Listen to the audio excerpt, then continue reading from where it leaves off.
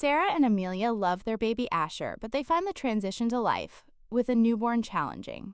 Both mothers are sleep-deprived and anxious. Like most new parents, they're also worried about making mistakes. Asher is now 8 weeks old and quite fussy. He cries until his face turns red, but seems satisfied after Sarah nurses him. Amelia often places Asher in a sling and takes him for a walk. It works every time, but only briefly. Family and friends have been offering their advice. Amelia's father says, "You're going to spoil that baby if you keep picking him up," while Amelia's mother interjects, "Turn on that cartoon with the monster trucks. He'll like that." Meanwhile, the mommy blogs keep saying screen time is bad for babies. Amelia looks at her son's face as he naps in her arms. Like many caregivers, she feels overwhelmed by conflicting advice and wonders. Will picking up a crying baby spoil them? Are baby boys born with a preference for toy trucks in the color blue? Is screen time bad for infants? Is daycare or family home care better for infant development? In this chapter, you'll learn what current research says about questions like these. Elise is 16 months old and starting to show a fair amount of independence. She toddles around the house with curiosity, exploring the objects, pets, and people around her. Her parents are thrilled to start engaging in play with her. That shows her silly personality emerging. She likes to put a little toy car on her head and then let it roll off before giggling with delight at her own joke. Elise looks at her parents and giggles even more when she sees their reaction.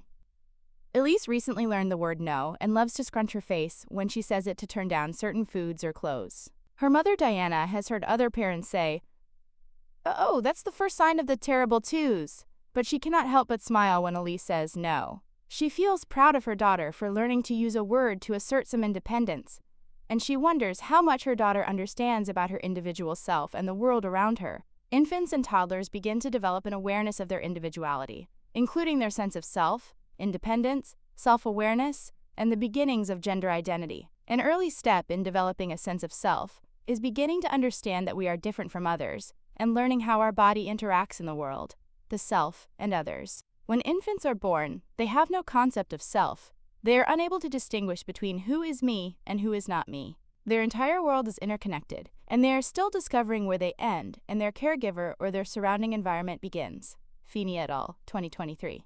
One important step in discovering who they are is discovering what they have control over. Rosen, 2016. The sense of independence or freedom to control yourself and your actions is called autonomy. In the first few weeks of life, an infant may discover that they have complete autonomy over their ability to wiggle their arms and legs, but they don't have control over whether their caregiver picks them up or feeds them. This awareness of the difference is the beginning of developing a sense of self. Gunther, 2022. Infants also develop their awareness of the self versus others within their social experiences, beginning with interactions with their primary caregivers. Erickson, 1968. Just as infants learn autonomy by discovering what they have control over, they are also discovering relatedness through their connections with others. Tamas Lamonda et al., 2008. Caregiver interactions such as smiling, saying an infant's name, and providing comfort and physical contact all help infants learn about their sense of self. Ross et al., 2017. Cultural experiences with caregivers and others also play a role in shaping early autonomy and relatedness. For example, in many Western cultures, middle-class parents are more likely to encourage autonomy and a separate self, whereas non-Western middle-class parents are likely to focus more on social responsibility and the new family member's role in the family. Keller, 2011-2018. Point 1. One study showed that Japanese mothers temporarily living in the United States encouraged relatedness and shared experiences during play with their toddlers, while U.S. mothers emphasized autonomy. Dennis et al., 2002. Despite different styles of cultural and familial interactions, our sense of self and autonomy shows many similarities across cultures. Helwig, 2006. As infants reach physical milestones such as being able to touch their feet, sit up, and crawl, they gain insight into themselves as someone distinct from others.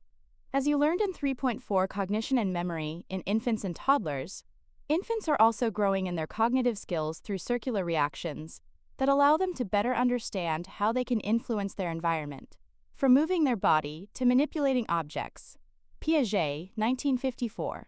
These physical, social, and cognitive milestones all work collectively to give infants a sense of self, an awareness of self as different from others. Later in early childhood and beyond, this sense of self will grow into a self-concept as children's cognitive development and self-awareness improve.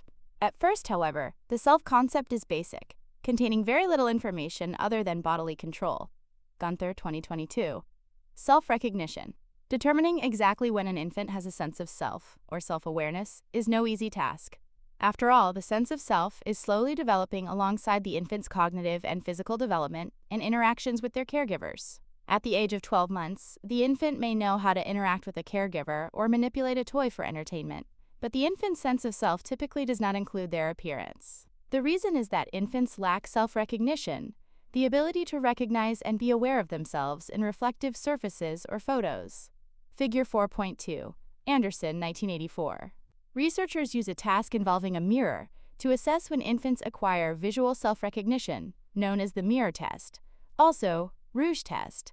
Lewis and Brooks Gunn, 1979. In this test, a red mark is made on the infant's nose without their being aware, and then they are placed in front of a mirror. Researchers then simply observe how the infant reacts, or does not react, to the red mark. Before the age of 18 months, most infants regard their reflection with either wariness or openness. The face is perceived as that of a stranger or potential playmate. In other words, they do not seem to notice the red mark. This indicates to researchers that their self-recognition is incomplete. They do not recognize their face. After 18 months, most touch their nose, indicating a sense of self-awareness and self-recognition. These infants are indicating that they know their face and recognize it, and that red mark is not part of their self-awareness. Infants may meet these milestones, like many others, at various ages based on their experiences, including environmental and social influences. For example, some research indicates that when mothers scaffold learning, such as by asking who is in the mirror, infants learn to recognize themselves earlier. Bard et al., 2006. Other research indicates that when parents engage in imitation, such as a parent imitating their toddler's play behavior, infants also may learn self-recognition earlier. Sibioglu and Broche, 2021. The mirror self-recognition test is a useful indication of emerging self-awareness in toddlers and fairly easy to try at home to learn more about a toddler's experience of the world. Brandl, 2018. Suddendorf and Butler, 2013. Table 4.1 provides a detailed breakdown of the age-related changes assessed in this test. Even after recognizing themselves in a mirror, infants may not pick themselves out in group photos until they are about 24 months of age, indicating that self-awareness is still developing. Courage et al., 2004. How does self-awareness develop if there are no mirrors? Ross and colleagues, 2017, examined a group of 18-month-old infants in Scotland and Zambia, of whom 90% of Scottish but only 15% of Zambian infants had regular access to mirrors. Although the Scottish infants performed better on the mirror test, the Zambian infants performed significantly better on a body as obstacle test. Body as obstacle is the situation that occurs when our body position or placement interferes with our goals. In this test of self-awareness, infants were placed on a mat that needed to be moved. They needed to recognize that they must step off the mat before attempting to pull it. Acquiring self-recognition and self-awareness allows infants to explore and interact in their world much more fully, including being able to engage in pretend play and better communicate with others about their experiences. Lewis and Ramsey, 2004. Children likely show differences in the aspects of self-recognition they demonstrate based on their cultural and familial experiences. For example, some may acquire body awareness first, whereas others may acquire visual awareness first. Infants and toddlers also show self-awareness in other ways, such as by using personal pronouns. Courage et al., 2004. Each of these aspects of self-awareness develops in the first few years of life. Gender identity and socialization. Understanding who we are requires knowing many facets of ourselves, our culture, and our abilities. One area of identity that begins to develop especially early in life is our gender identity. People commonly ask whether a new baby is a boy or a girl. Sometimes parents-to-be even reveal this and other details about their infant before birth at gender reveal parties. Actually, gender reveal is a misnomer because what is being revealed is the baby's biological sex, not their psychological gender identity. An individual's sex is often assigned at birth or before, based on the presence of external genitalia or genetic testing, assigned female at birth or assigned male at birth, AFAB and AMAB, respectively. Infants are typically classified as either male or female, but some are identified as having differences of sex development, DSD, which indicates their physical or biological characteristics are neither exclusively female nor exclusively male. Media et al., 2022. Sex, 2002. Although most females have two X chromosomes XX, and most males have one X and one Y chromosome XY, DSD individuals may have many other genetic combinations, prenatal hormonal expressions, and/or physical characteristics. Refer to 2.1 Genetics and Environment for more information. As discussed in 1.4 Contexts and Settings of Development, gender identity is an individual's psychological sense of their gender. Often, our gender identity is associated with our biological sex. Many males identify as boys and men, and many females identify as girls and women. But that is not always the case. Understanding, recognizing, and identifying our own gender is a complex process that takes years to accomplish and often begins with gender socialization. The process by which we are exposed to and learn gender roles and expectations in our culture is gender socialization. As soon as families know an infant's biological sex, they often start to enforce gender stereotypes, societal expectations, and assumptions based on an individual's sex or gender identity. For example, infants' clothes, toys, and blankets may be selected so that they reinforce gender stereotypes: pink ballerinas for girls and blue trucks for boys. Infants quickly learn these stereotypes. At 12, 18, and 24 months of age, girls tend to look longer at photos of dolls than boys do, and boys tend to look longer at photos of trucks than girls do. Jadva et al., 2010. Serbin et al., 2001. A recent meta-analysis showed that boys preferred certain toys, and girls preferred others, suggesting that girls and boys show similar levels of gender-related differences in toy preference, both for broad groups of toys and for dolls and vehicles specifically. Davis and Hines, 2020. The tendency to prefer gender stereotyped toys also increased with the child's age, indicating that gender socialization may increase gender stereotyped play over time. Gender socialization comes from caregivers, peers, and media and often begins before an infant is even born, sometimes without awareness or intent. Figure 4.3. But gender stereotypes go beyond toy selection.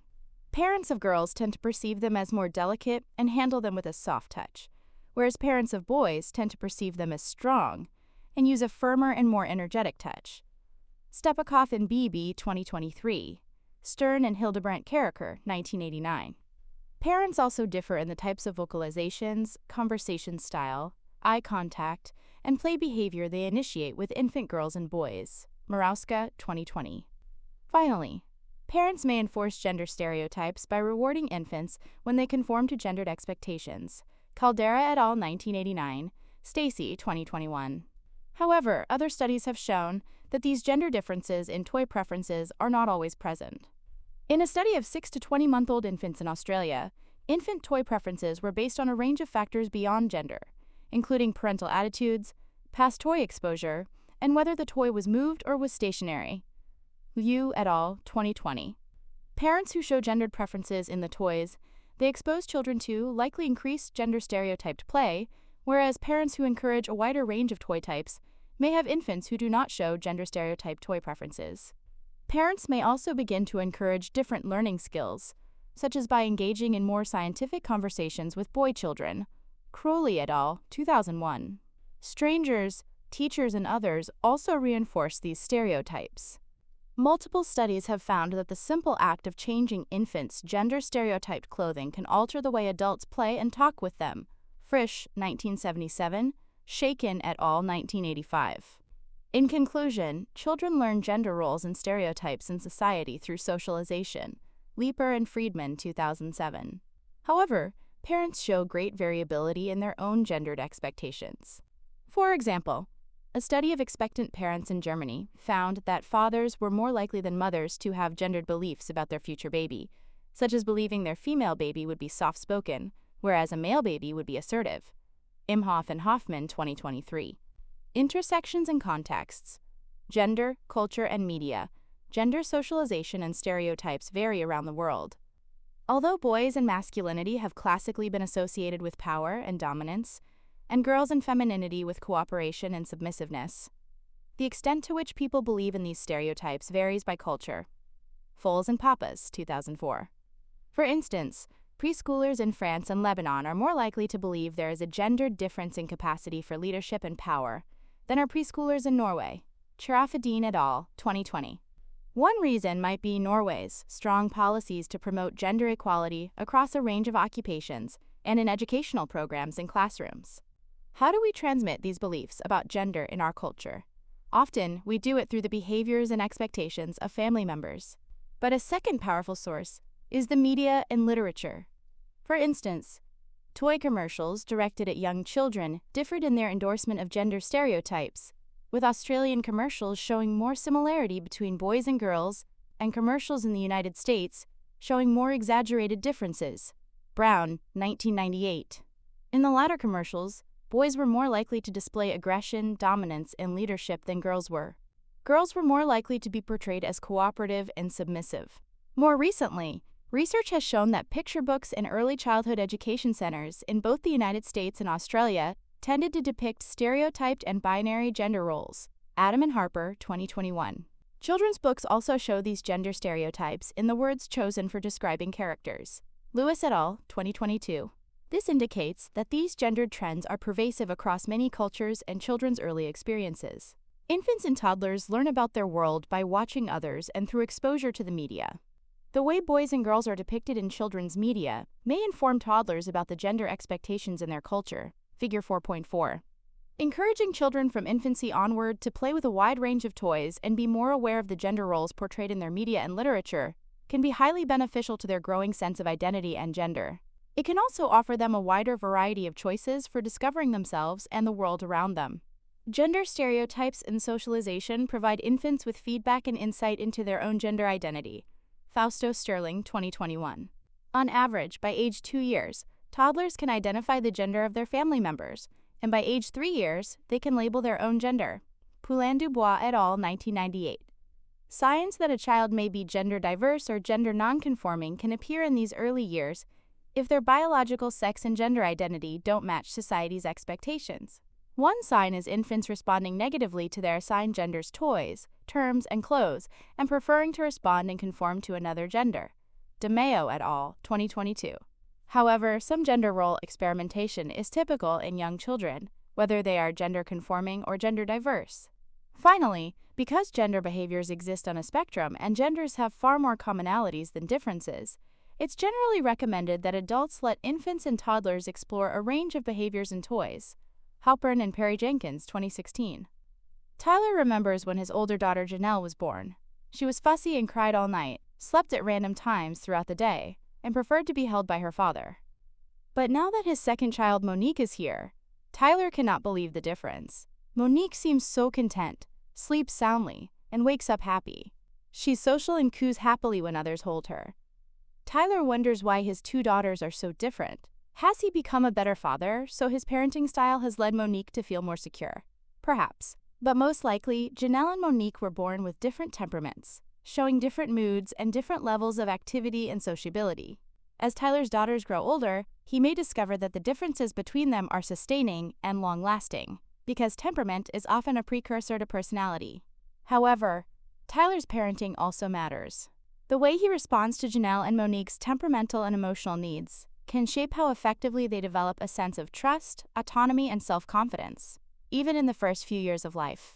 In this section, you'll learn more about various theories of temperament, the way temperament unfolds and interacts with the environment, and the way personality begins to form in infants and toddlers. Models of temperament. Philosophers from Aristotle to John Locke believed in the notion of the tabula rasa, the idea that we are born as blank slates, waiting to be crafted and molded by experience.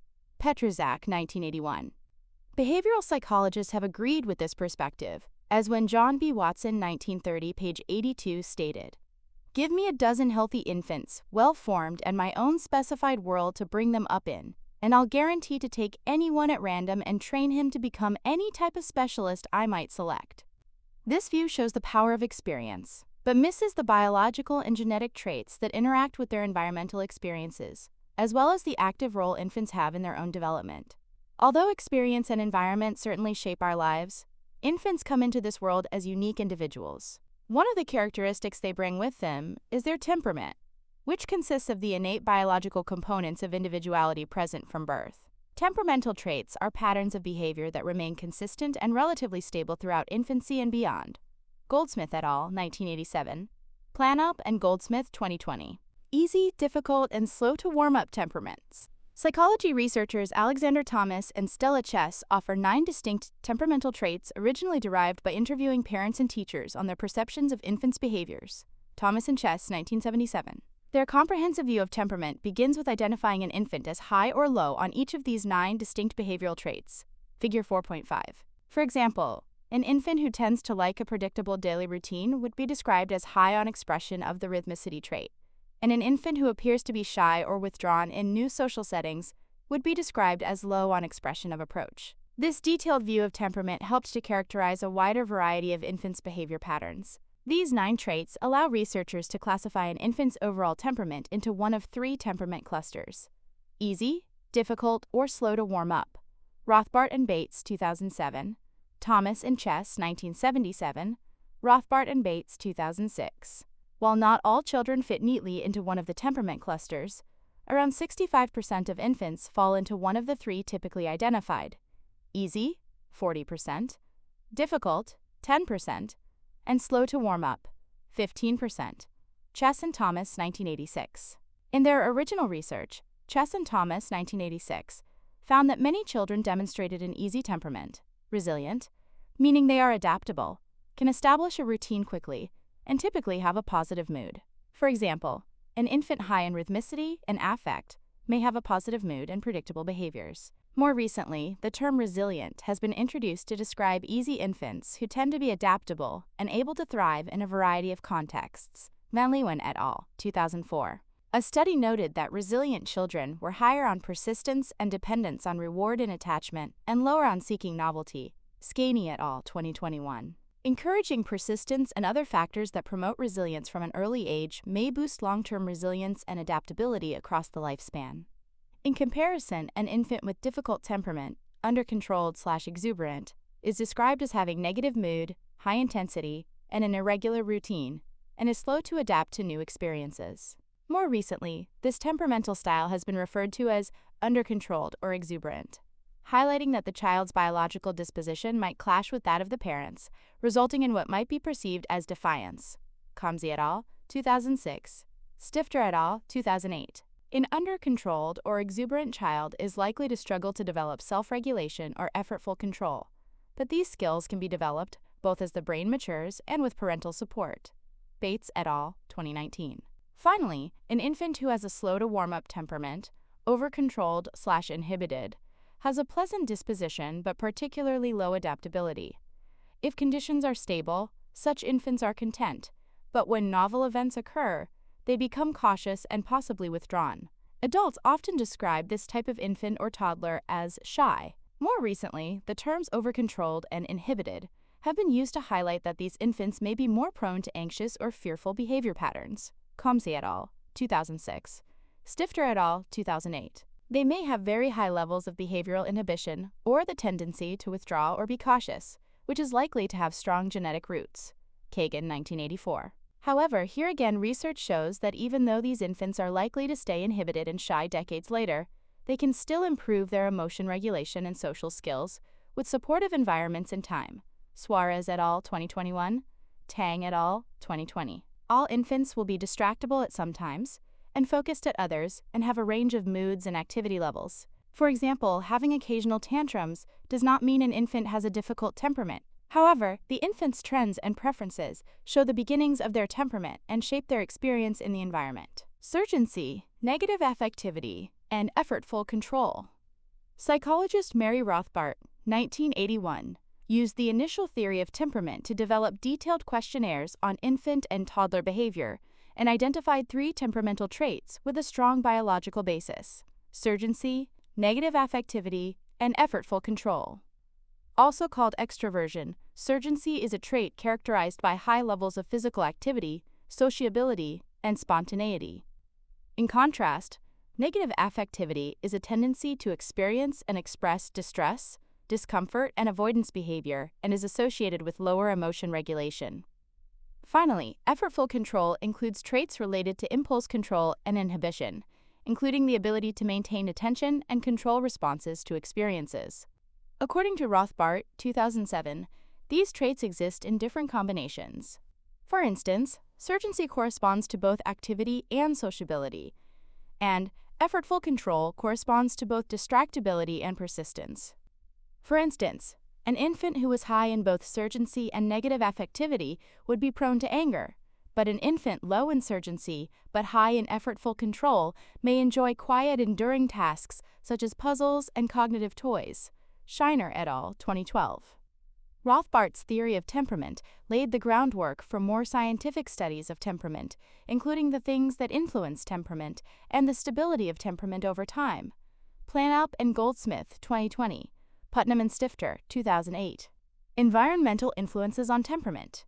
Although temperamental traits are biologically innate in infancy, environmental and contextual factors also play a role in their expression, perhaps increasingly so as we age. Goldsmith et al., 1987. The way parents respond to infants can modify their temperamental expressions, either reinforcing or discouraging them. Imagine an infant high in approach and adaptability and low in sensitivity, whose parent likes to travel and go to new places. This infant may feel comfortable accompanying the parent to new parks, airports, and cities because they enjoy new people, places, and experiences. Thus, the parent's behavior is reinforcing the infant's temperament. This situation is described as high in goodness of fit, meaning the infant's temperament and surrounding environment match and complement each other. Thomas and Chess, 1977. Now imagine an infant high in activity and distractibility and low in persistence whose parent likes to work at home. This infant may want to move around, discover new things, and constantly shift attention and focus. However, the parent may encourage the infant to settle in one place and focus on a task for a long period of time. This behavior is discouraging the infant's biologically based temperament, and the situation is therefore low in goodness of fit because the parent and infant are mismatched in terms of behavioral desires. Temperamental differences between parents and children aren't necessarily a bad thing. Parents can support goodness of fit while also encouraging the child to develop a bit more adaptability through experience. For example, a parent who prefers to be more sedentary can make it a point to get up and move with or engage in a brief activity with the child, while also showing the child the joys of relaxing together. Goodness of fit has often been used in parent-child relationship research and applications to describe the way different temperament types, easy, difficult, and slow to warm up, interact with one another and with the environment. De Schipper et al., 2004. Mangelsdorf et al., 1990. De Schipper et al., 2004. An infant with easy temperament and a parent with easy temperament are likely to form a high goodness of fit in many circumstances. Infants' difficult temperaments may strain goodness of fit, particularly if the parent also has a difficult temperament. Such infants are likely to benefit from the parent staying calm, responding in caring ways, and avoiding power assertion parenting strategies. Lunkenheimer et al., 2020. Rodriguez et al., 2019. Finally, a slow-to-warm-up baby is likely to benefit from having more time to adapt to new situations. Natsuaki et al., 2013. Although much of our temperament is genetically based, parents' temperaments and their role in creating goodness of fit can positively shape long-term healthy development by providing the child with skills that help them individually thrive. Cultural influences may also have an impact on shaping temperament. Gonda and colleagues, 2010, found that highly active temperaments were more common in Portugal, negative mood was more prevalent in Lebanon, and more intense mood swings were more common in Korea. One possible explanation for these findings is that cultural values may select the behaviors in infants that are encouraged or discouraged. Haslam et al., 2020. For example, some parents may emphasize proximity or dependence as a value, while others may emphasize independence. However, these differences may not develop in infancy. Comparisons of U.S. and Spanish adults have found that those in the United States were more motivated by new experiences and challenging tasks, whereas Spanish individuals were more motivated by rewards and the avoidance of punishments. These differences were more pronounced in later childhood. Al-Halabi et al., 2011. Our environment and temperament interact with one another at every level of social and cultural experience to shape our developmental outcomes over time. A strong goodness of fit at the family level and a good cultural fit represent an easier interaction between individual and context. Life hacks. A goodness of fit for everyone. Every infant is unique in terms of temperamental style, so promoting a high goodness of fit means being aware of the environmental needs of each temperamental type. Caregivers also demonstrate their own temperament and personality style, so finding a good match between the infant and caregiver can help both caregiver and child to develop a healthy relationship and promote the child's developmental well-being overall. Easy/resilient babies are adaptable and easygoing, so providing enjoyable stimulation, new experiences, and small challenges is a great way to inspire their developing minds. Such activities can include walking around the neighborhood to discover new parks and street scenes, playing music at home, and engaging in sensory play with baby-safe materials. Difficult/under-controlled infants have strong emotions and unpredictable patterns and need more patience and flexibility. This means practicing calming and relaxing techniques, such as giving the infant a relaxing bath or rocking and carrying them frequently. Another useful strategy is preparing meals ahead of time, so that when emotions flare up, caregivers can pause long enough to help calm the infant down.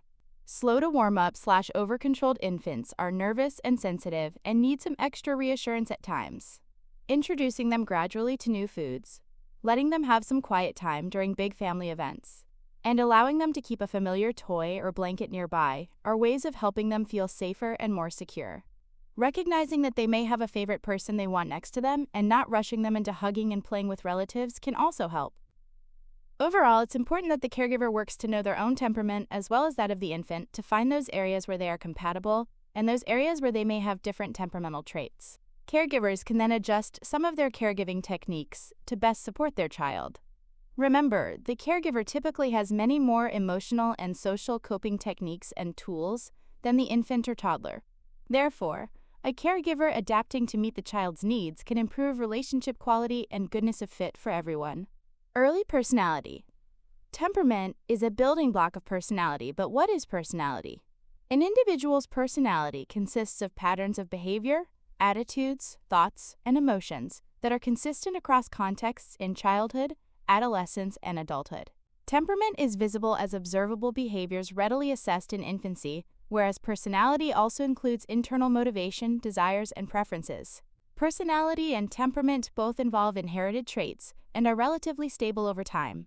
Planalp and Goldsmith, 2020. Theories of personality vary widely, but most trait theories propose a set of traits or personality characteristics that are stable in individuals across place, time, and social interactions, and exist on a spectrum from high to low. This is similar to the 9 temperament traits discovered by Thomas and Chess, 1977. One early trait theory that helped connect infant/toddler temperament to emerging personality came from psychologists Hans and Sybil Eysenck.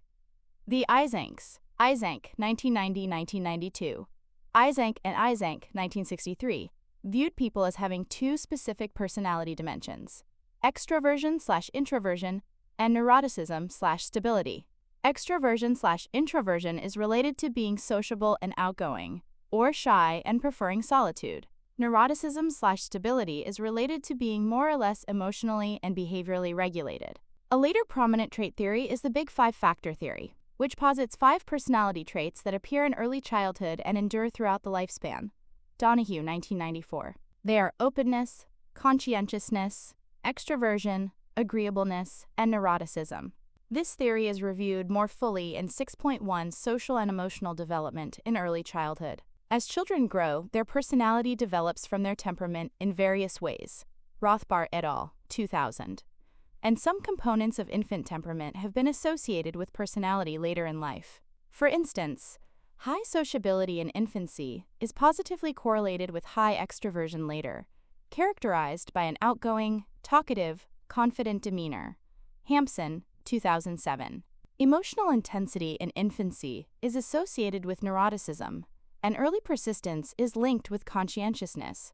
Strickhauser and Sutton, 2020. As children mature and gain experience with the environment, their temperament characteristics will shift slightly over time. For example, when their caregiver provides goodness of fit and supports the infant's emotional needs, the infant is likely to develop better emotion regulation and control over time. Psychosocial development. Many of the major theories you learned about in Chapter 1 Lifespan Psychology and Developmental Theories are considered grand theories, theories that attempt to explain universal experiences. Erik Erikson's theory of psychosocial development is a grand theory that helps explain how personality and individuality change over the entire lifespan through a series of developmental stages. Erikson, 1985. Erikson's psychosocial theory of development, 1985, grew out of Sigmund Freud's earlier theory of infant psychosexual development.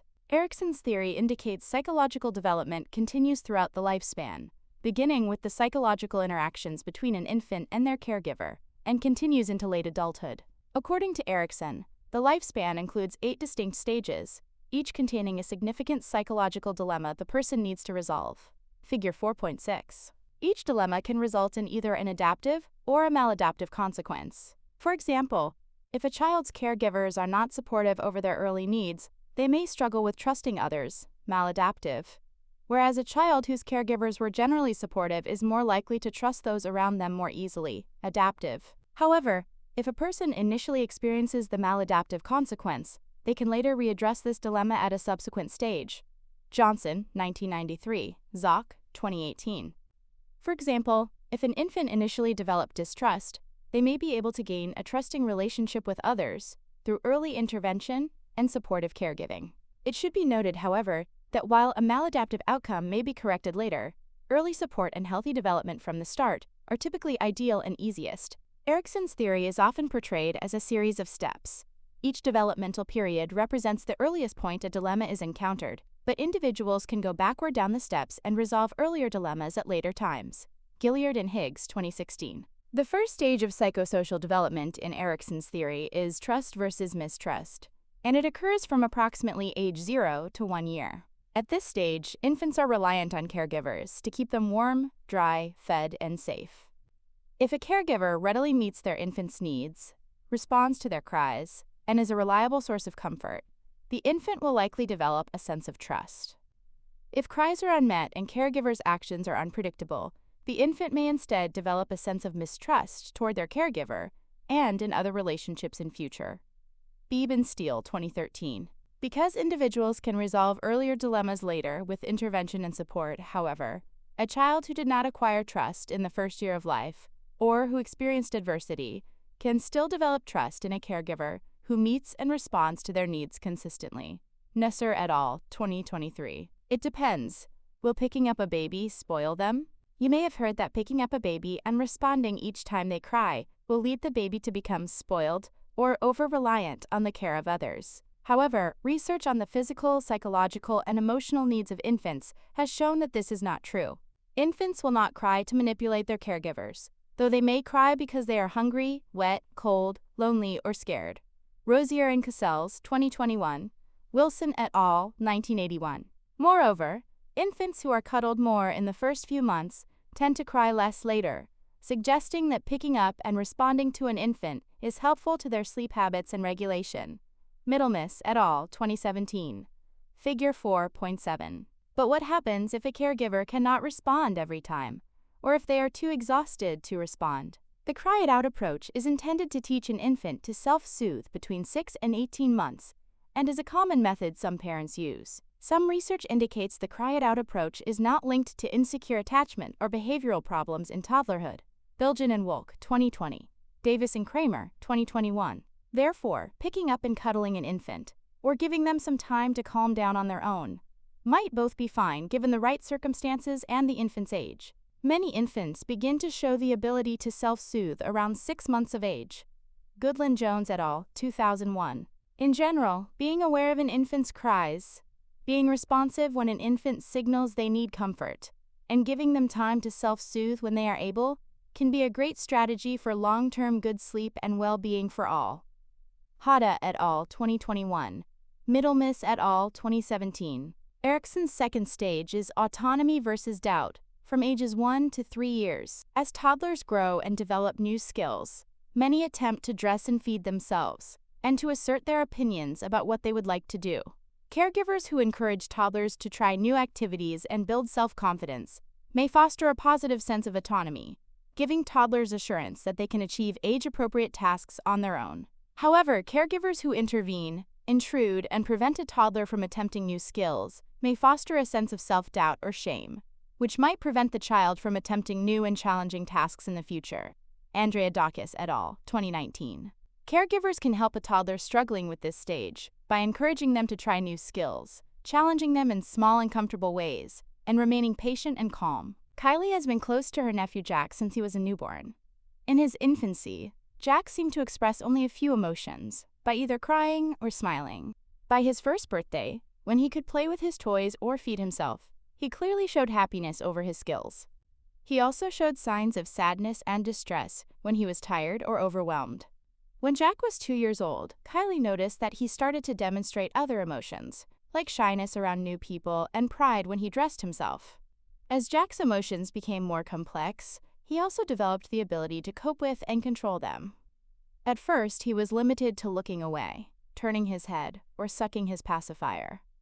Later, Kylie would watch him rub his blankets or his hair to calm down. As he grew, Jack started to display typical toddler behaviors such as tantrums, which included wiggling, screaming, and running away to express himself. At each stage in his development, Kylie needed to shift her approach to help support Jack with his emotions, sometimes giving him comfort, and sometimes giving him space and time. Luckily, she also learned how to anticipate and predict his emotions, noting his cues when he was tired or overstimulated, or when he was becoming frustrated and angry. Understanding infant emotions can help caregivers provide sensitive and responsive care that can ensure a supportive home environment. This section discusses the development of emotions during the first few years of life and the emergence of the ability to regulate and identify emotions. Life hacks. Understanding temper tantrums. Ever hear of the terrible twos? The terrible twos is a term used in some countries to describe the increased independence and tantrums sometimes seen in toddlers. While toddlers are learning to say no and struggling with emotions, these tantrums can be quite manageable for those with a bit of lifespan development knowledge. Toddlers often become frustrated if they are overstimulated or tired, so those late afternoon outbursts may be a sign that they need some quiet time or a nap. Sometimes a snack can help too. Because they are still learning to communicate, toddlers can often feel misunderstood, so paying attention to their body language, especially any pointing or grunting, can help you anticipate their needs and prevent a misunderstanding. A good routine and promoting goodness of fit may even prevent many tantrums from ever happening. For example, prioritizing a regular bedtime for a toddler over a late-night social occasion may avoid a grumpy morning. Toddlers are often seeking autonomy or control over themselves, and tantrums can erupt when they feel forced to go to bed, get into the car, or eat their food when they have other priorities. Giving a toddler a sense of choice, even if it's a false choice, can help them feel better. For instance, if a toddler resists getting dressed, you can ask if they'd like to put on their left or right sock first. This opportunity for choice gives toddlers a sense of autonomy, so they are less likely to have a tantrum. Allowing them to try to do things for themselves, like feeding, dressing, and tidying toys, can also help give toddlers a sense of autonomy that can alleviate a tantrum. You could even let them leave the house in those clothes that don't match if they seem proud of their fashion choice. When a temper tantrum occurs, and they will, stay calm. Some toddlers prefer to cuddle to help calm them, but others don't want to be touched because they already feel overstimulated. Make sure they are physically safe and not near any hazards. Give them time to cry and release their emotions. If they are crying because they want something they should not have, don't reward them by letting them have it. Instead, find another reward to give them once they are calm. Most important, try not to scream or get agitated yourself. This response will only escalate emotions and make the tantrum last longer. Emotions. An emotion is the temporary affective state or feelings that influence our physiology, facial expressions, and motivations. In the first month of life, infants tend to show two emotional states, pleasure and displeasure. Watson and Telegen, 1985. These two states differ by whether an infant is looking away or toward, is reaching or avoiding, and is calm or in distress, sometimes referred to as approach or withdrawal. By the end of the first year of life, infants can typically express a variety of emotions such as joy, sadness, anger, and fear. An infant may have a relatively stable and calm temperament or mood, but they can still experience a variety of emotions in a short window of time. Mood and arousal. It can be a challenge to distinguish between an infant's moods and emotions when both involve our affect or underlying feelings. Our moods are long-lasting dispositions that describe our level of arousal and pleasure, figure 4.8. Like the temperamental dimensions of affect and intensity, moods describe an infant's typical level of arousal and pleasure along two continuous spectrums. Hay, 2019, Yick et al., 1999. An infant who is experiencing a high level of arousal and a high level of pleasure might be described as in an excited mood, whereas an infant with low arousal and low pleasure might be lethargic in mood. An infinite number of points along both these dimensions can describe infant mood. OpenStax, under CC BY 4.0 license. In the first weeks after birth, infants' levels of arousal can also be described as various states of consciousness. Pediatrician Barry Brazelton identified 6 discrete states of infant arousal ranging from deep sleep to active alert. Brazelton, 1973. Initially, these 6 states help describe an infant as sleeping soundly or lightly, awake but drowsy, alert, or very active. Over the course of the first year, new emotional states gradually start to emerge that are different from Brazelton's 6 stages. The first is a heightened sense of pleasure or joy that emerges around 3 to 5 months of age, and the second is a more potent sense of distress or displeasure, apparent around 6 to 8 months of age. Hay, 2019. Primary emotions. Although adults can experience more than 220 unique emotions, Paul Ekman, 1992-1999, identified 6 primary emotions, biologically based feelings that appear early in the first year of life and are associated with distinct and universal facial expressions.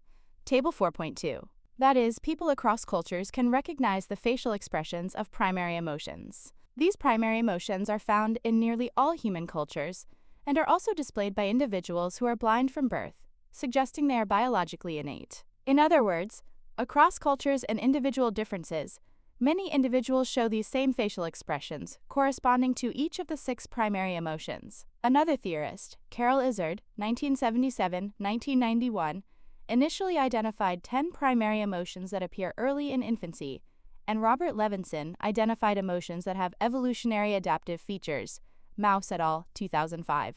Although each of these theories is unique, they have considerable overlap and agree on the existence of 6 primary emotions: joy, sadness, fear, anger, disgust, and surprise. Tracy and Randalls, 2011. Secondary emotions. Primary emotions can help infants communicate their needs, but there is a limit to how much they can express. Starting around 18 months, secondary emotions begin to emerge. Lewis and Sullivan, 2005. Complex and specific to the situation, secondary emotions require infants to have a sense of self, and therefore know who they are, as opposed to who others are. Secondary emotions include emotions such as pride, embarrassment, jealousy, and empathy.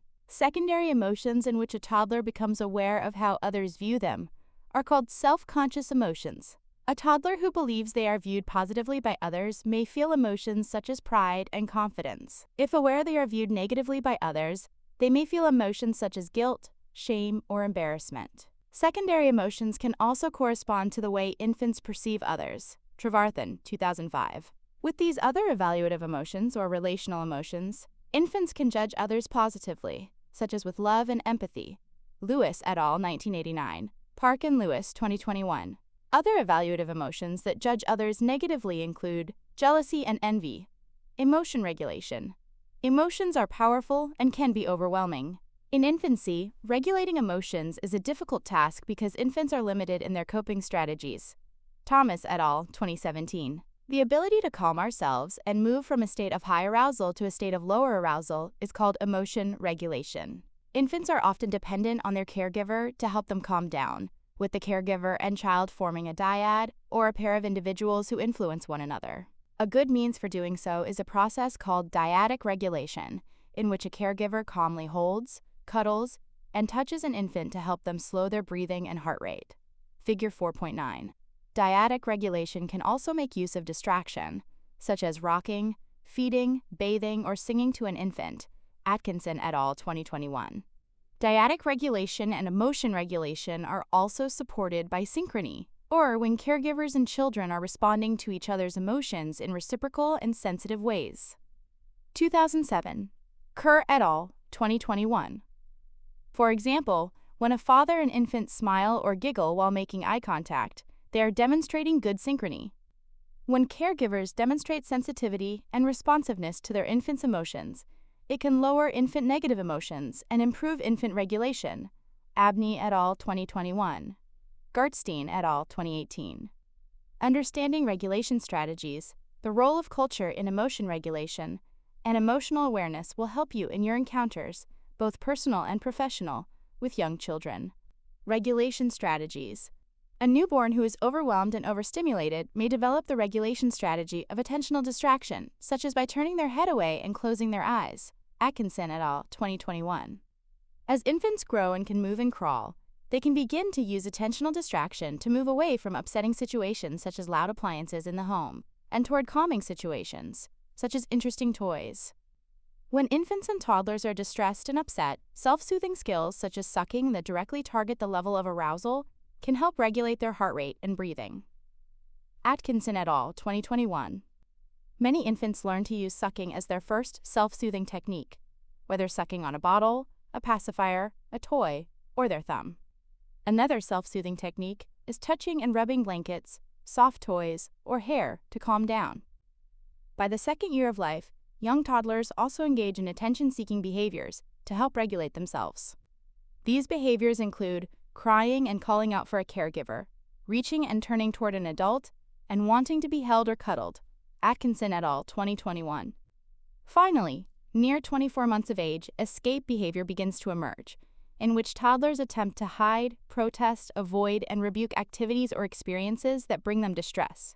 An overtired or upset toddler may hide their face and curl on the floor, run to a corner, or throw items away to exit the activity they find upsetting. By being aware of an infant's age, resources, and tools for emotion regulation, caregivers can begin helping them develop self-regulation skills over the first few years of life. Supporting young infants and toddlers with emotion regulation skills has long-term benefits. Parents and caregivers who more often hold and cuddle their infants and respond to them with close soothing tend to more effectively promote infant development and soothability. Keel et al. 2024. Moreover, caregivers who are sensitive to infants' and toddlers' nonverbal cues, such as attentional distraction, attention-seeking, and escape behaviors, can anticipate their emotional needs and prevent emotions from escalating into distress. Abney et al. 2021. Thomas et al. 2017. Finally, parents and caregivers who provide a supportive routine with adequate sleep and quiet time, regular feeding, and opportunities to move and wiggle can help toddlers to be well rested and fed, which can help with the development of independent, self-soothing behaviors. Kim et al. 2014. Culture and emotion regulation. Emotion regulation skills may be culturally dependent.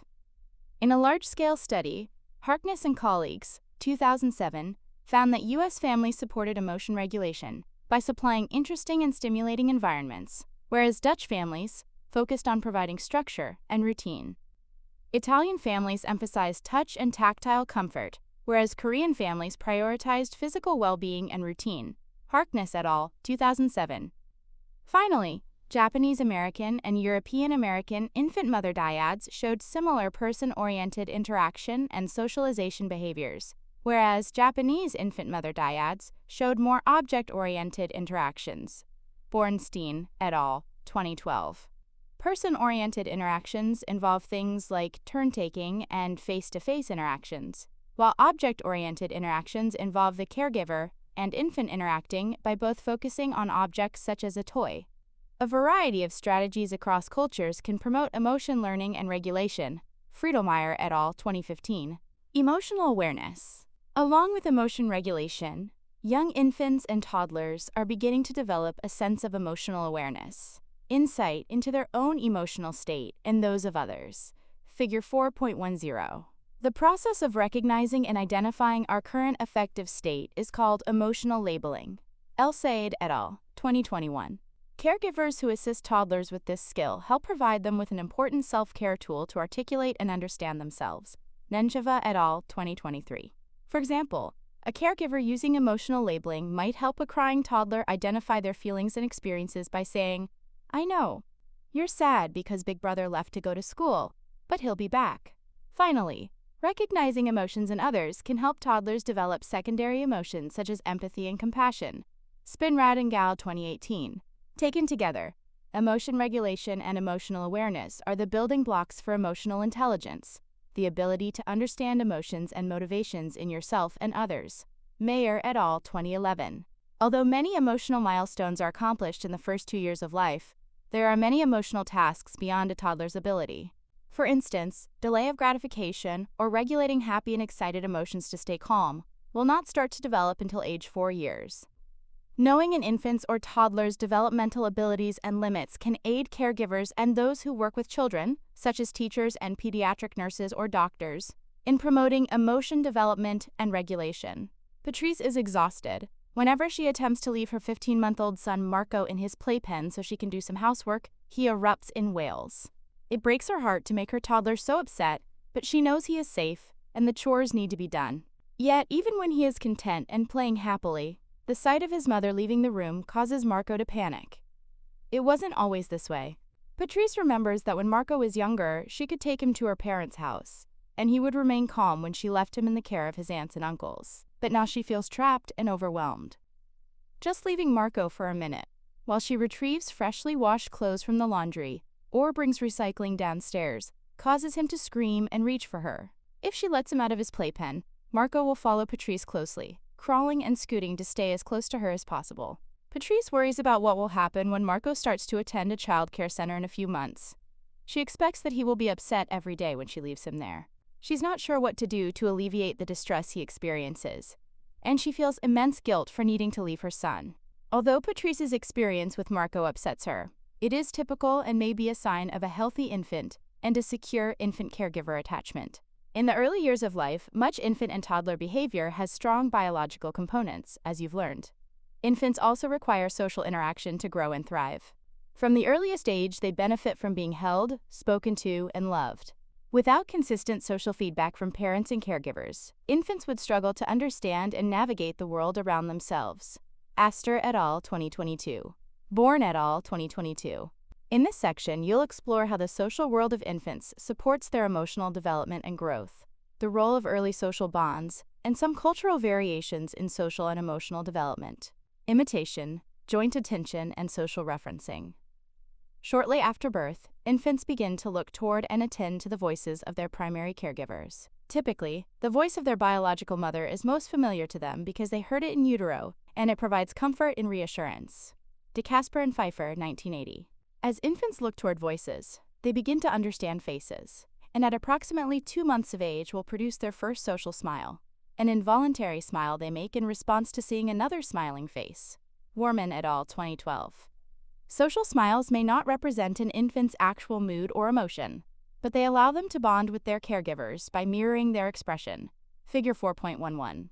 What starts as natural imitation of and attention to a caregiver becomes purposeful imitation of others, and that observing a trusted caregiver's response becomes a way for the infant to learn how to interpret new experiences. Between 2 and 4 months of age, infants develop an important bonding mechanism called involuntary imitation, in which they immediately and reflexively imitate their caregiver. Andrew Meltzoff examined the range of ways newborns imitate adult facial expressions.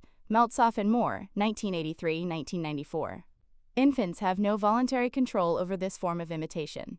Instead, their brains mirror neurons that react when we observe another individual, and then perform the same action ourselves, allow them to replicate a variety of facial expressions, such as smiles, smirks, and tongue protrusions. Marshall and Meltzoff, 2014. Through this mirroring of a caregiver, involuntary imitation strengthens emotional bonds. By 8 to 12 months of age, infants can display voluntary imitation, in which they purposefully imitate the gestures and facial expression of another person. Voluntary imitation is conscious and controllable, but at this age it is limited to only immediate imitation. A 1-year-old infant is unable to imitate something they saw hours or days in the past. Meltzoff, 1988. Paulus et al., 2011.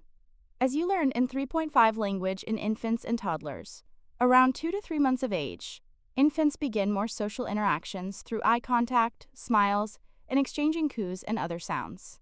By 6 months, the infant may be interested in and attending to a display of peekaboo, vocalizing during play and interacting more with toys. A 9-month-old demonstrates more coordination and social skills during peekaboo, and moves around more to explore.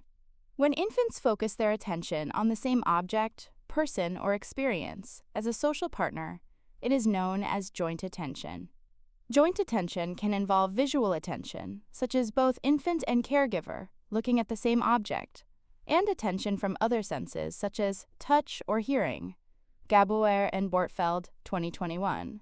Interactive play and synchrony involve joint attention and can facilitate cognitive, linguistic, and social development and improve early assessment of a toddler's unique needs. For example, using joint attention and labeling helps improve infant vocabulary. In a recent study, researchers used dual head-mounted eye tracking to record where parents and infants look during toy play. Yu et al., 2019. They found that joint attention, when both look at the same thing, and sustained attention, how long infants focus on something, patterns predict vocabulary size at 12 and 15 months. Sustained attention during joint attention was the strongest predictor of vocabulary growth. Yu et al., 2019. Research also shows that toddlers with autism spectrum disorder often have poorer joint attention and expressive language, indicating that early assessment of joint attention may provide caregivers early opportunities for offering scaffolded support to toddlers with autism. Adamson et al., 2019. Along with voluntary imitation, 1-year-old infants also display social referencing. This is the tendency to look to others during novel situations to understand how to feel and respond. Miro et al., 2014. For example, in unusual or ambiguous situations, infants tend to look to the facial expression of their caregiver to interpret and respond to the experience. If a caregiver looks calm or happy, infants are more likely to interpret a novel situation as safe and exciting.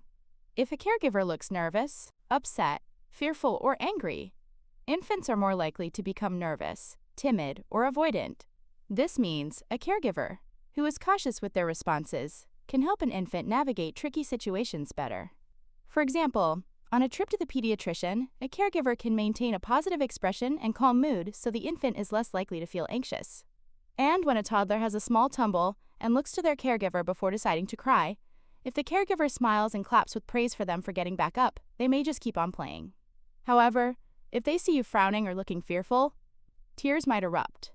Social referencing can be especially helpful during times of joint attention, when an infant follows a caregiver's body language or voice to attend to an intended stimulus. Figure 4.12. For example, when a caregiver points to a toy or an animal, an infant can understand and follow their caregiver's gaze and gesture and attend to the same stimulus. Joint attention requires the ability to understand the perspective of another person, which is the basis of social cognition, or the ability to understand how or what others are thinking or feeling. Mundy and Newell, 2007. Over the first year of life, infants develop voluntary imitation, social referencing, and joint attention skills through consistent interactions with their caregivers.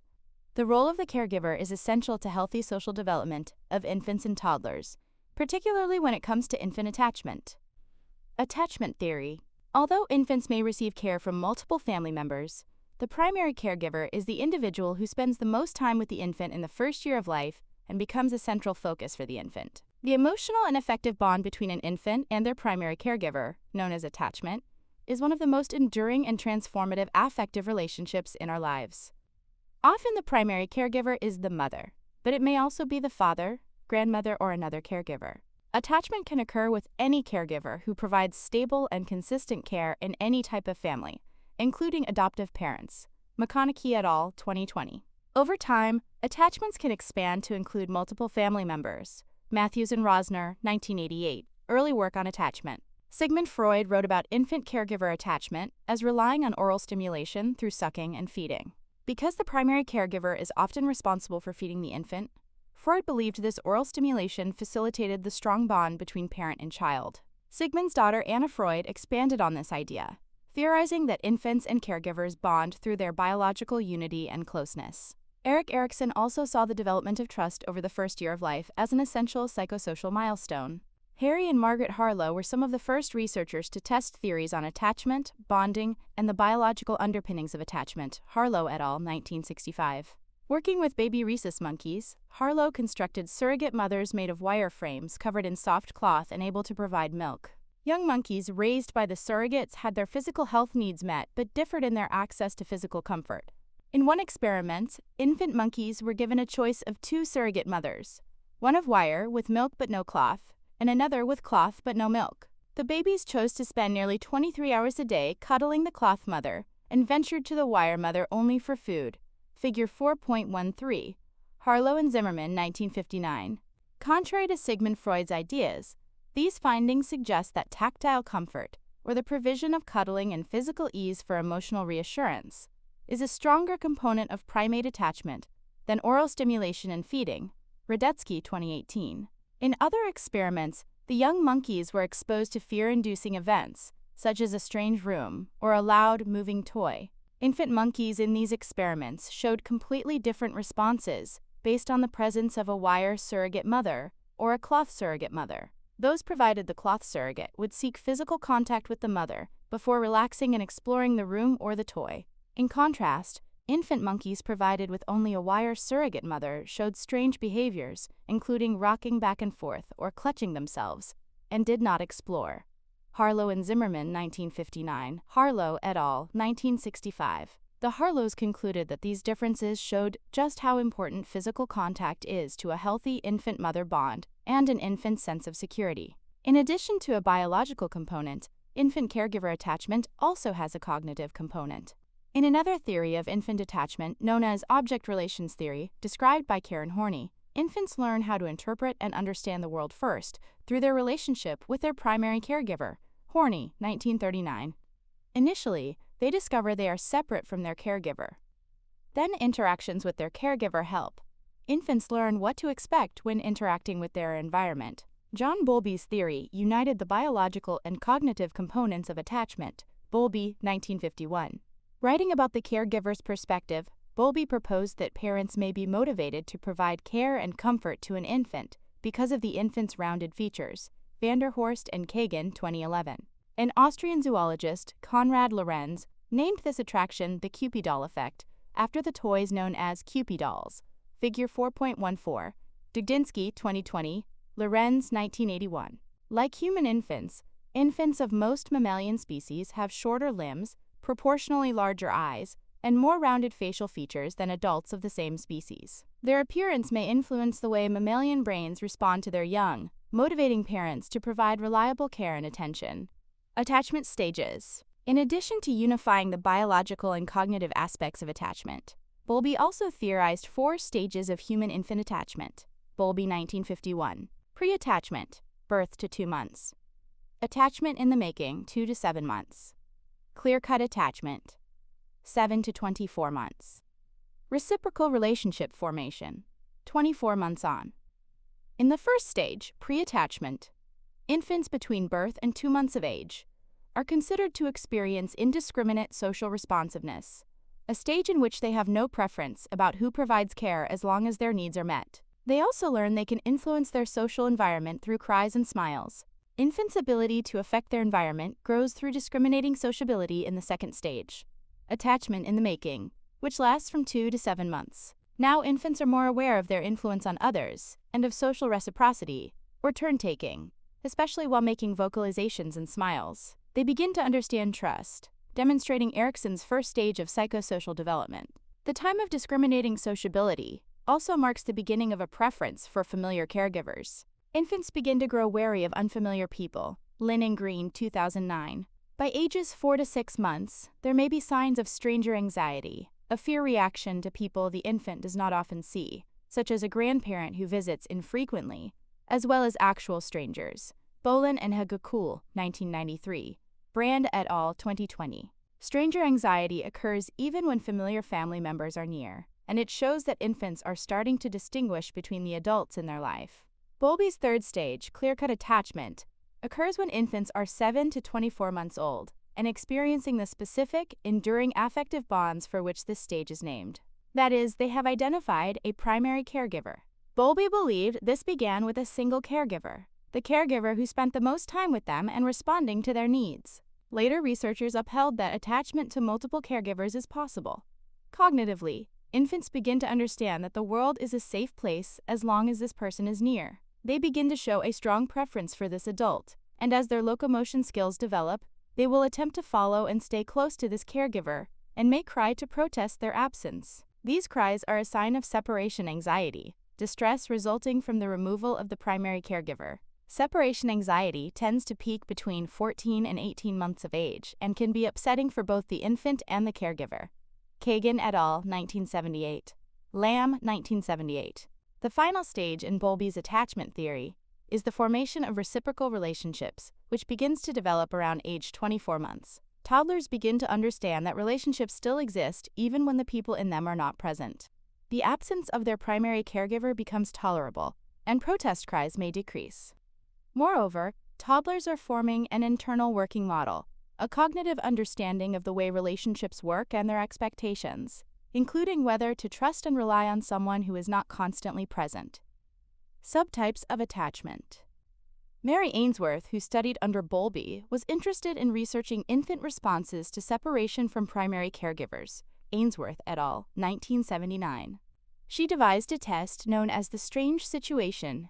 Ainsworth et al., 1979.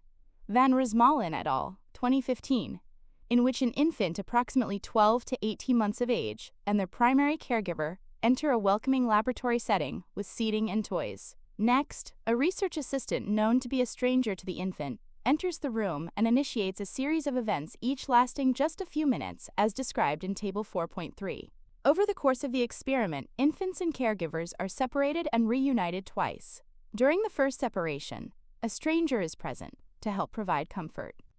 During the second separation, the infant is momentarily left alone while being observed through a one-way mirror or through a video camera. During this second separation, the stranger returns first and attempts to comfort the infant before the caregiver returns the final time. When Ainsworth first conducted the strange situation in the United States, she found that nearly 65% of infants engaged in social referencing behaviors, glancing back at caregivers during the first few steps of the test. Ainsworth et al., 1979. Then they became upset and cried during the separations, but were calm, happy, and excited to see their primary caregiver again during each reunion. Ainsworth believed these infants felt safe and secure if their caregiver was present, and she named their pattern of behavior secure attachment. Secure attachment involved the idea that the caregiver acted as a secure base for the infant. In other words, the caregiver gave the infant a safe place from which to explore the world around them. Fraley and Chiefses. Speaker, 2003. Sensitive and responsive caregiving and synchrony are likely to promote secure attachment. Meanwhile, approximately 20% of infants appeared more independent and indifferent to the absence of their caregivers. They made less eye contact and engaged in less social referencing. When the caregiver exited the room, these infants were less likely to become upset and less likely to be responsive to the caregiver's return. Ainsworth believed these infants had learned to be less reliant on their caregivers. She called this pattern of behaviors insecure avoidant attachment. A third group of infants, about 10% of participants, tended to cling closely to caregivers in the early steps of the test, and some were too nervous to play with toys in the testing room. They became extremely distressed during separations, but were also agitated and upset during reunions. In some situations, they seemed angry when caregivers returned. This behavioral pattern was called insecure ambivalent attachment, but is also sometimes referred to as anxious or resistant. Infants who display this pattern are thought to be so dependent on their caregiver and so distressed by separation that reunions are also emotionally distressing events. Finally, about 5% of infants did not follow any of these patterns. Displaying what is called disorganized attachment, they sometimes appeared confused or showed mixed emotions that could not be classified. This response may indicate they were unsure what to expect from their caregivers due to inconsistent care or mental illness. In some cases, it may also indicate abuse or neglect in the household. Gronqvist et al., 2017. The four behavioral patterns, secure, avoidant, ambivalent, and disorganized, have been connected to a variety of developmental outcomes. Infants who display secure attachment at 12 months of age are more likely to demonstrate positive social skills as toddlers and young children, to engage in more pretend play, and to understand trust in relationships. Ding et al., 2014, Grossman et al., 1985. Attachment patterns may also differ somewhat for neurodivergent children, including children with autism. However, a large percentage of neurodivergent children develop secure attachment, Potter-Dickey et al., 2020. For infants in the United States, avoidant attachment has been linked with less close infant-caregiver relationships. and ambivalent attachment has been linked with anxious behavior and wariness. Gronquist et al. 2017, Groh et al. 2012. However, these findings must be interpreted in the context of cultural norms and values. Cultural variations in social development and attachment security. Early researchers once thought that attachment was formed universally across cultures and was influenced by evolutionary adaptive traits in our species. However, cultural and ecological processes also influence infant attachment. For instance, self-exploration during the first year of life is less common in many non-Western cultures, where infants are held or carried for a greater proportion of time, and where there is more focus on fostering relatedness over autonomy. Keller 2012, Keller and Otto, 2009.2. Infants may also be prohibited from exploration away from their caregiver. Both Indonesian and Nigerian mothers tend to give disapproval and fearful looks when children attempt to venture too far away, and Japanese mothers may prevent independent self-exploration by following and initiating touch with their infant. Morelli, 2015. Reactions to separation from the primary caregiver may also differ due to cultural processes. Although the development of separation anxiety follows a similar trajectory across cultures, it disappears earlier in communal environments in which infants are tended to by a variety of caregivers, such as in Israeli kibbutzim or Mayan intergenerational homes. Friedelmeier et al. 2011. These cultural differences in exploration and separation anxiety affect the outcome of the strange situation across cultures.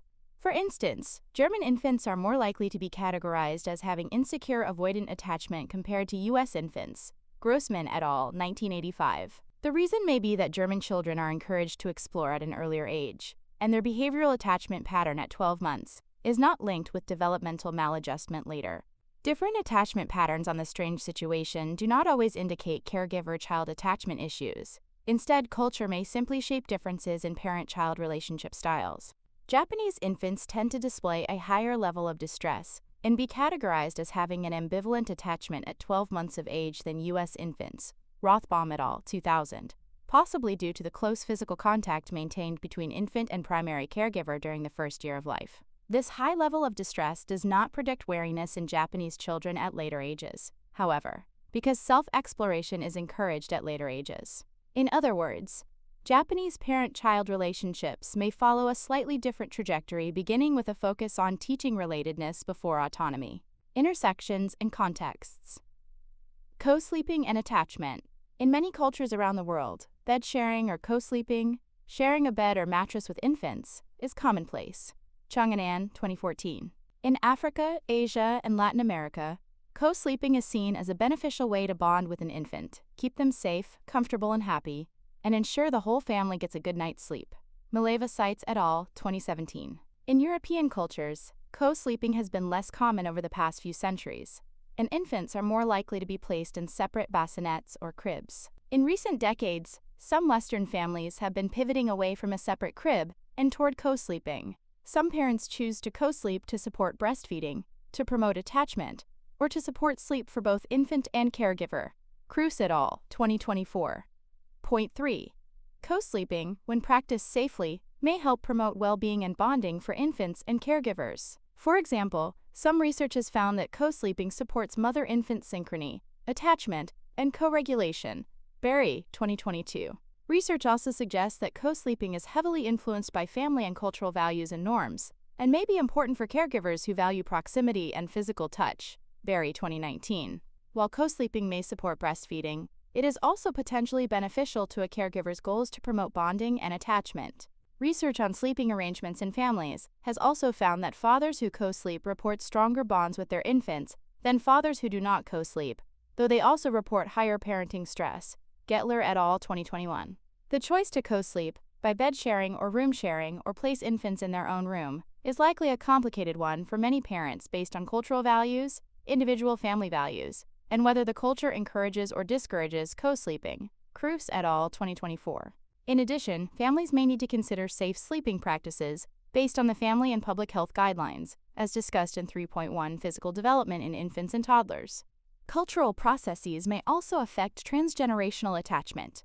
The attachment patterns passed down through generations of one family. Levine, 2014. In Canada during the 20th century, many Indigenous children were separated from their parents and forced to attend residential schools. Figure 4.15. There they often faced severe abuse and neglect, and many died from unsanitary conditions and lack of medical attention. Aguiar and Halseth, 2015. Many who survived and grew up to become parents struggled to form secure attachments with their own children, highlighting the way emotional trauma from one generation can impact those in the future. Understanding the emotional needs and assets of current generations of Indigenous children requires understanding their family and cultural history. Choate and Tortorelli, 2022. Not all survivors of intergenerational trauma pass this burden to future generations. Individual resilience in the face of adversity may allow for the formation of healthy and secure attachments, positive coping strategies, and overall well-being. Egeland et al., 1988. Such resilience has been seen especially among Holocaust survivors and their families. Shrira et al., 2011. Attachment theory opened our understanding of the important connections between experiences like caregiver-infant interactions and the infant's physical maturation and biological temperament for shaping emotion regulation and healthy development outcomes, including resilience. Shroof, 2021. Gerald is a retired grandfather and the legal guardian of 18-month-old twins Kara and Tamara. When he takes them to their toddler playgroup, he is the only grandpa there. Although the younger parents try to make him feel welcome, he feels his family is different. As a single man, he sometimes finds being the twins' caregiver exhausting, and he hopes to find camaraderie and support in the playgroup. Recently, the other parents have started discussing childcare options, and it seems many of the twins' playmates will be heading to daycare or getting home care. Gerald is unfamiliar with the world of formal childcare, since family members helped care for his own children when they were young. On his limited income, he cannot afford extra help, and he does not plan to enroll the twins in daycare. Each week at playgroup, Gerald notices other differences between his family and others. His own children grew up in an era of padded cribs and infant walkers, and new trends such as infant carriers and co-sleeping are odd to him. He is interested in the discussions of screen time and how this affects toddlers' emotional awareness, especially because his children grew up with fewer devices. Gerald is thinking a lot about contextual factors like care arrangements and exposure to media that influence infant and toddler development, family and community as context. The word family might bring to mind a specific type of family, perhaps one that mirrors your own family of origin, your chosen family, or the type of family you have or want to have one day. However, families can be very wide-ranging and diverse, and both new and growing families also face new challenges when an infant enters the picture. In this section, you'll explore family structures, home environments, and the variety of contexts in which families interact. Family structure.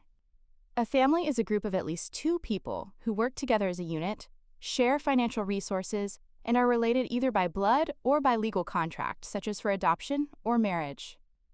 Families come in many constellations and can include groups or pairs of related adults without children. Families with children can include parents who are single, married, a common law or long-term couple, separated, divorced, or widowed. Family members can also include step-parents, adoptive parents, and foster parents, along with other caregivers such as grandparents, uncles, aunts, older cousins, and siblings. One family type is the nuclear family, in which children live with two parental figures. A single-parent family consists of a child or children and only one parental figure. Another common type is the blended family, in which at least one parent has remarried, and step-parents and step-siblings may be present. Ginther and Pollack, 2004. Sometimes children in blended families live part of the time in a second household with another parent, and this splitting of time between households yields a commuter family. Finally, an intergenerational family is a household that includes parents, uncles, aunts, and grandparents, all working together as one financial unit. Li and Huang, 2017. Families can contain parents of any gender, sex, and sexual orientation. Gay, lesbian, and queer families can be nuclear, blended, intergenerational, or any other type. Families may be single-parent or dual-parent, with one or multiple caregivers serving as the primary caregiver. Research indicates that high-quality parent-child relationships and overall well-being are present in a variety of family constellations. Farr et al., 2020, Tornello and Patterson, 2018. In the United States, around 2.6 million LGBTQ+ adults are parents. Wilson and Boughton, 2024. Point 4. LGBTQ plus parents may also face unique stressors, particularly with discriminatory treatment or barriers to becoming parents, such as adoption policies and cultural attitudes. Patterson, 2024. LGBTQ plus parents and heterosexual parents experience similar levels of parenting satisfaction, parenting quality, and child development outcomes. Patterson, 2022. Point 5. Heterosexual couples may also face unique stressors, including uneven and inequitable workloads and childcare responsibilities, particularly in dual-earner homes. Though paternal involvement has increased over the last several decades, research indicates there is a lack of balance in home and childcare labor, with mothers often doing a larger share of both roles. DeGroot and Vick, 2020. Sayer, 2016. Working mothers in particular face risks related to role strain, feeling the stress of competing and overwhelming life demands, which can decrease self-care and emotional well-being over time. Dugan and Barnes-Farrell, 2020. This inequality may have increased during the era known as pandemic parenting. Calarco et al., 2021. However, when fathers and mothers balance the caregiving and household roles in two-parent heterosexual families, it predicts greater emotional well-being in children and in parents, as well as improved parent-child relationship quality. Chung, 2021. Some families may face unique risks. For example, when adopted children have experienced early adversity or lived in an institutionalized setting. Research shows that when adoptive parents provide warm, sensitive parenting, adoptive children are better able to improve in their attachment and have a lower risk in long-term behavior problems. Yarger et al., 2020, Payne et al., 2021, Yarger et al., 2019. Foster parents in facilities can use these same strategies to improve child developmental outcomes. Chodura et al., 2021, Wade et al., 2024. Children can thrive and experience healthy development in any of these. Figure 4.16. Overall, they benefit more from stability and consistent caregiving and support than from a particular type of family structure. Healthy family dynamics and caregiving begin with attachment, synchrony, and building trust in infancy and then grow into more defined parenting styles in early childhood. The component of family structure that most strongly influences infants and toddlers' social and emotional development is the number of caregivers. Families with two caregivers, such as a mom and a dad, two moms, an uncle and a grandmother, or any other combination of two adults, tend to experience less stress than single-parent households. Biblars and Gottner, 2000. Two types of stress that single parents experience are financial strain and time strain. Financial strain occurs when it becomes a challenge to afford shelter, food, education, and entertainment for children.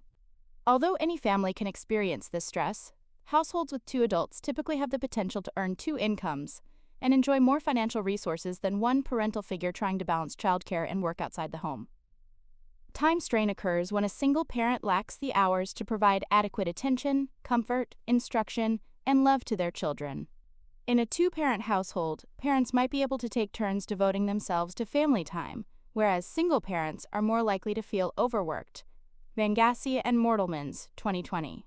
Time strain can occur in any type of family as well, and employed parents, whether single parents or dual earners, are more likely to experience it. Nomaguchi and Milky, 2020. Communities. Families exist within larger communities. Single-parent households in communal and family-focused neighborhoods may be able to rely on other households for support. Single-parent networks, or groups of single parents who rely on each other for babysitting, childcare, and errand running, can help to reduce each other's financial and time strain. Single-parent and nuclear families who live close to extended family members may also rely on these family members to provide childcare and other types of support. Developmental psychologists view the impact of families and wider communities on infant social development through Uri Bronfenbrenner's ecological systems model, introduced in 1.4 Context and Settings of Development. Bronfenbrenner, 1977. According to this model, children are nested within a microsystem, which consists of the people with whom they have direct, regular relationships, often their immediate and close family. Infants' interactions with parents, family members, and close neighbors make up their microsystem. Parents' interactions with each other, and the relationships among other family members whom infants see regularly make up the next level, the mesosystem. For example, parents who communicate well and have a good relationship with each other are providing a positive mesosystem influence. The mesosystem can also include interactions between educators and parents, between caregivers and their employers, or between any broader systems.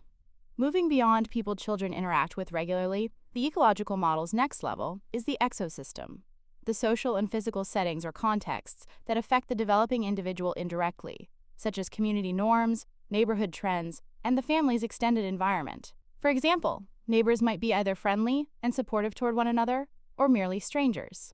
Extended environments include the parents' workplace, the media, and broader influences like school boards and politics. Other components of the exosystem are neighborhood and community safety, activities, and resources. Next is the macrosystem, which consists of broad influences of culture such as geography, religion, nationality, and language. Features of the macrosystem might include a democratic form of government or a culture that provides free healthcare for all. Finally, the chronosystem describes changes over time and major historical events that will influence infants' development, like being young during a global pandemic when many families worked from home, or growing up in times of war or natural disaster. The arrival of new technologies such as radio, television, and the internet is also an aspect of the chronosystem. The layers of environmental factors in the ecological model can stack and influence one another. For instance, an economic downturn in the chronosystem can lower employment rates in the macrosystem, which in turn can reduce community vibrancy in the exosystem. These events may also put financial strain on caregivers, which can contribute to marital conflict in the mesosystem and hurt the quality of parent-infant interactions in the microsystem. As the ecological model suggests, many community and contextual factors can bear on the quality of an infant's home environment. Community and cultural influences can place additional strain on families, but also provide additional support and resources. Providing stability and support for the infant as they develop at each of these levels can lay the foundations for healthy development and well-being across the lifespan. Quality of home environments. Many factors in the home environment contribute to an infant's well-being.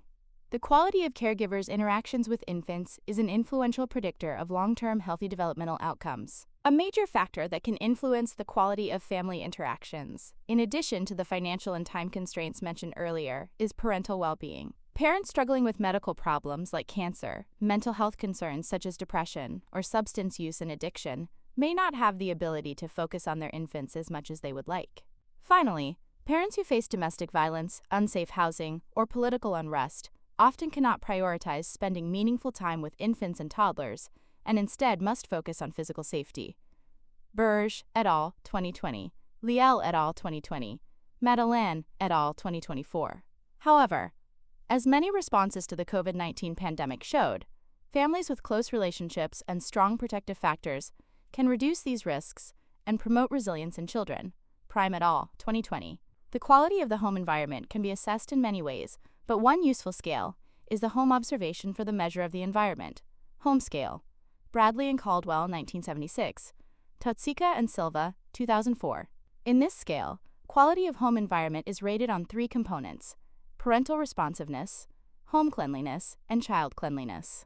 Parental responsiveness assesses caregivers' attention, communication, and emotional support of their infants.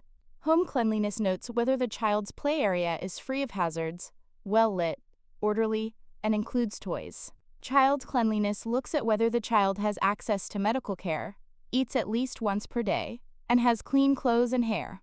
The home scale was created in the United States but has been successfully adapted for other countries, such as Bangladesh, Peru, and Tanzania. Jones et al., 2017. Across various countries, this adaptation was effective in measuring home environments and demonstrated that better home conditions are related to improved developmental outcomes. Jones et al., 2017.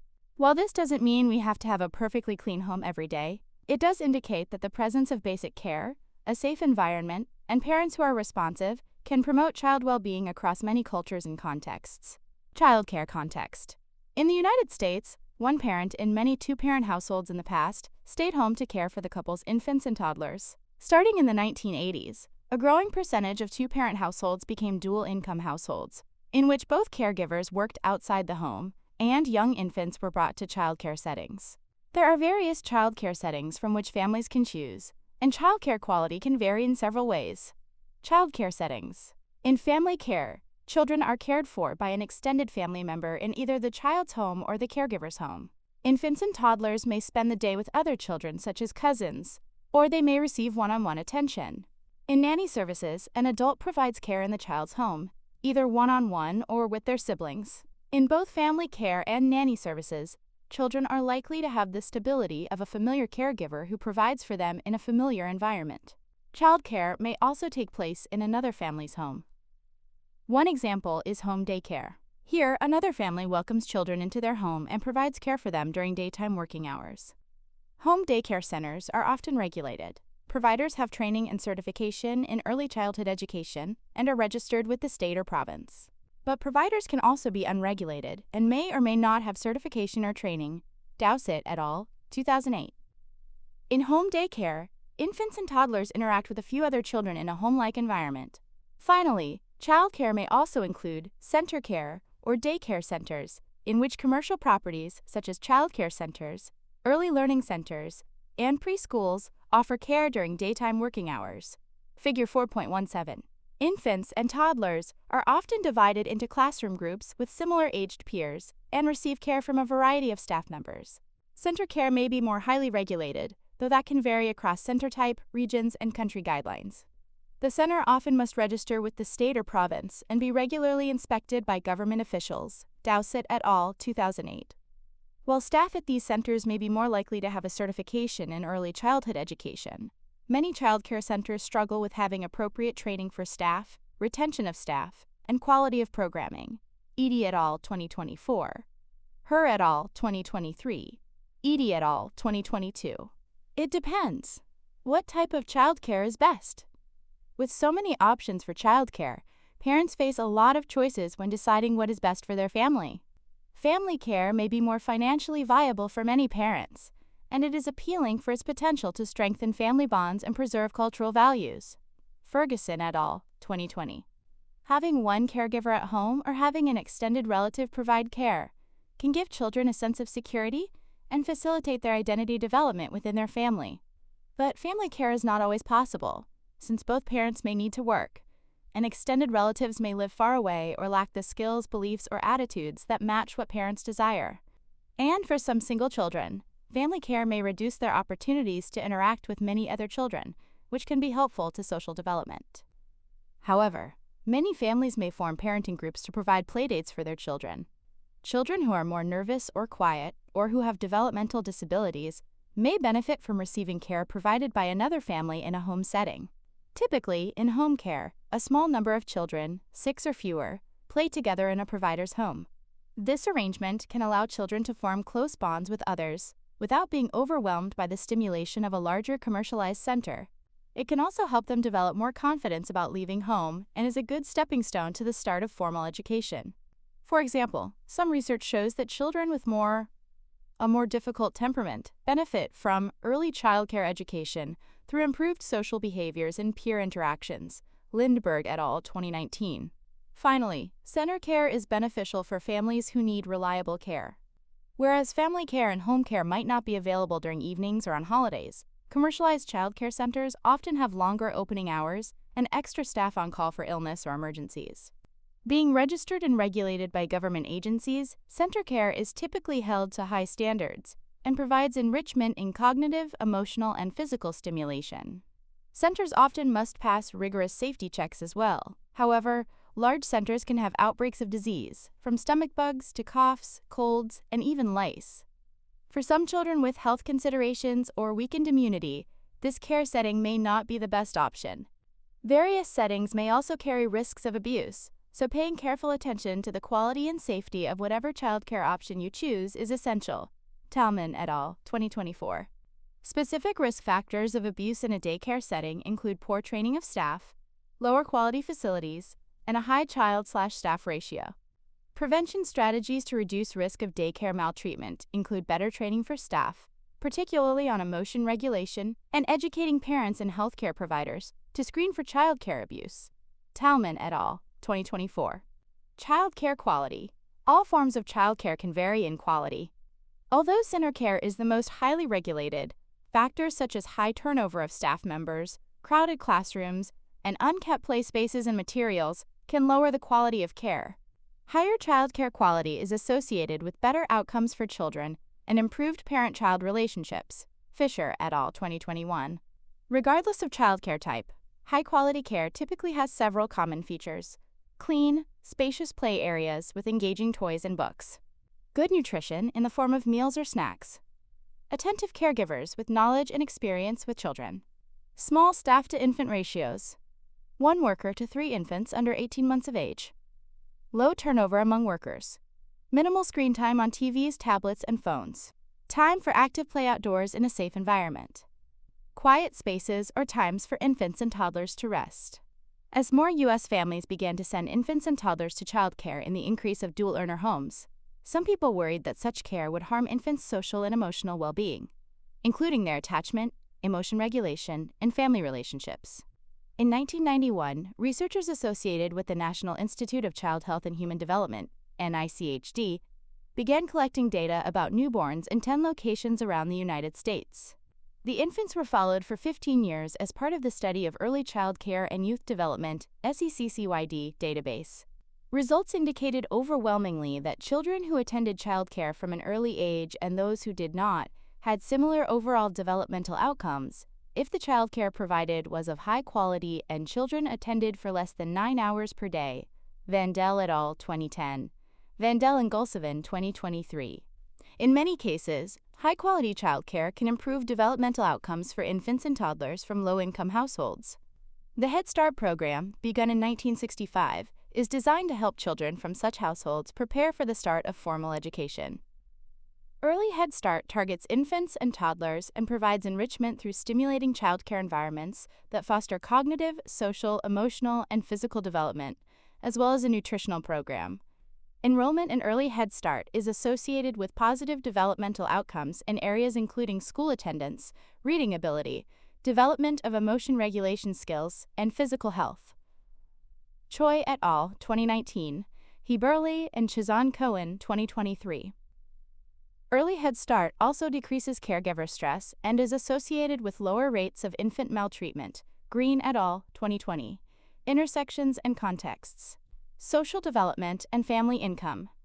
Raising infants and toddlers is expensive.